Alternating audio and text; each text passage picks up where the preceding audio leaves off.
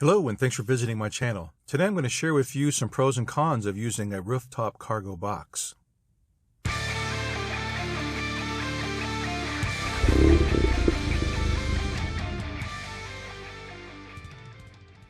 I've been a small car man for almost as long as I can remember. Only once have I ever owned a sport utility vehicle, and that was way back in the 1990s.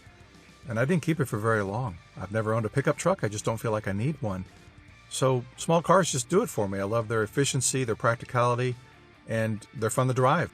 But every now and then I need more cargo capacity than what a small car can give me. My wife and I transferred across the country in 1999 and decided to make a 6,300-mile tour out of it. Check the link in the video description below. For that, we needed extra cargo capacity because we were traveling with 2 cats and a turtle and wanted everybody to be comfortable. So I opted for a hitch-mounted cargo carrier for that trip. It fit my needs very well, and I continued to use hitch-mounted cargo carriers for 20 years. I also have a small utility trailer in the house, and I use that mostly for local transport needs. Fast forward to modern times, and I still love my hitch-mounted cargo carrier and my utility trailer. However, with the Golf, the license plate is mounted beneath the bumper top. I didn't have that problem with my Jetta.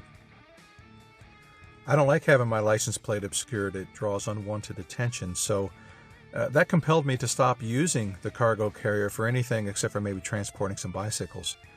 So I lean more on my utility trailer. I love the thing. But then we did a road trip for Thanksgiving one year. We were arriving Thanksgiving Eve late, and there just was no time to prepare the desserts and everything that we had planned. So that meant we had to transport them inside the car, and we needed a freezer to do that.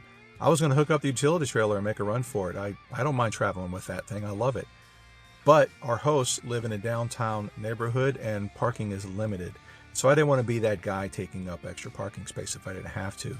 And that was what compelled me to try out a rooftop cargo box. I have been long against putting racks on my cars. I feel like they mar the paint if I don't take excessive care of the paint.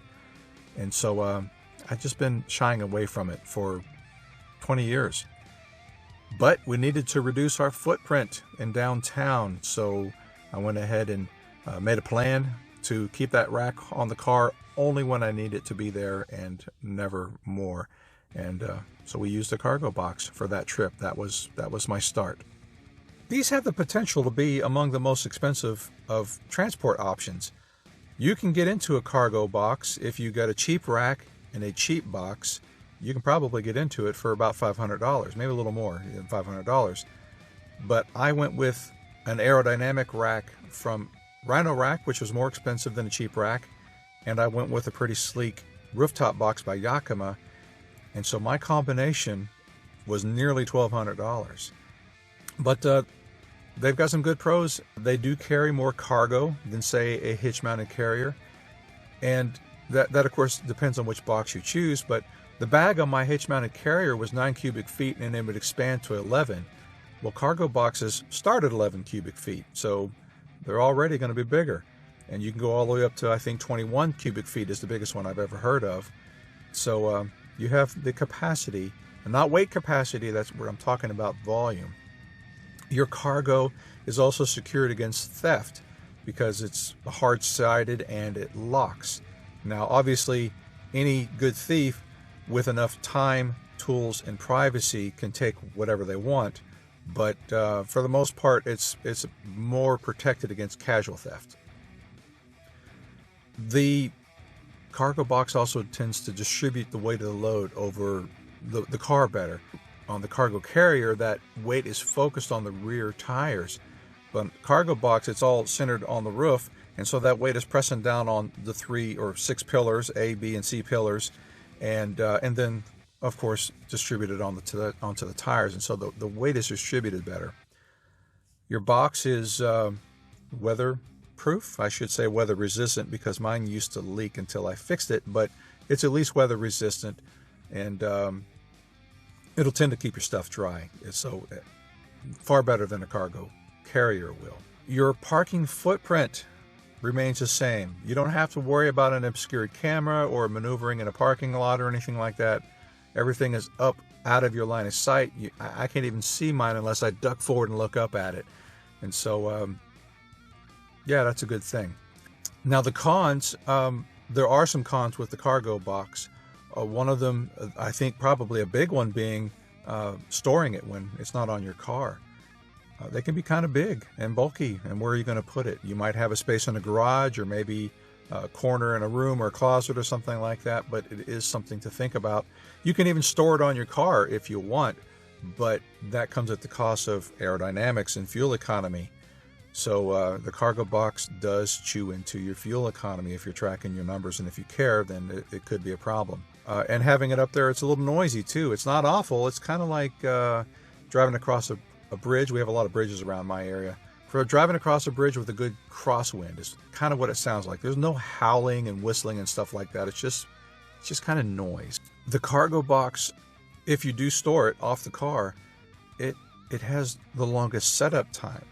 So I don't like marring of the paint from say a roof rack, and so mine, it's only on the car for when I absolutely need it.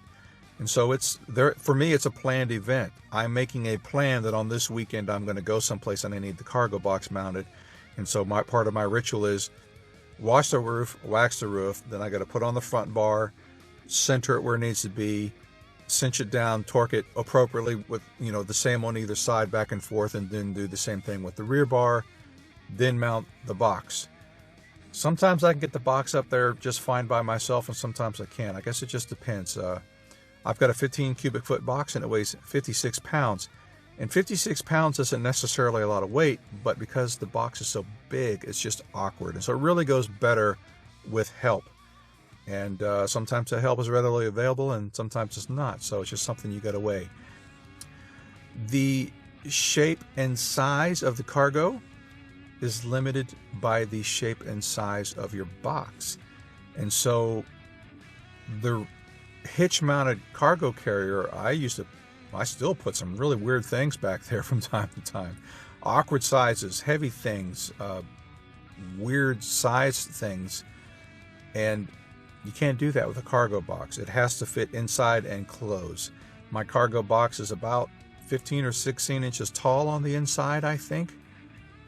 But the roof is rounded, and so I can't put something in there that's 15 inches tall and 36 inches wide. It has to be shorter than 15 inches tall to really fit in there and have the lid close.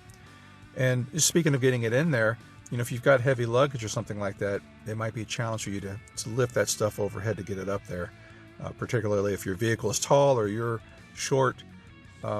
It's a challenge. So that's it as far as the cons go that I can remember. Some oddball things about the cargo box that is neither a pro nor a con is the roof capacity on most Volkswagens is 165 pounds. And the capacity of most racks, such as Yakima, Thule, Rhino Rack, and some others that I can't think of right now, is also 165 pounds. And some racks are even less. That 165 pounds includes the weight of the rack and whatever cargo you put on it. So if you have a 62-pound box and a 5-pound rack, that means that you can only put, I'm not doing the math, but under 100 pounds up on your roof. And maybe 100 pounds is plenty sufficient for you, or maybe it's not. It depends on what you want to carry up there. But the bigger the box, the less weight you can carry. More volume, more fluffy pillows and sleeping bags and jackets and things like that, but less actual weight. That's about all I can think of for the rooftop cargo box. This video is actually part of a much larger video in which I compare the rooftop cargo box to a hitch-mounted cargo carrier and a small utility trailer. Pros and cons for all of them. Check the link in the description below if you're interested in watching a wider comparison. Thanks for being here, and click to subscribe if you like what I'm doing, and I'll see you next time. Thank you.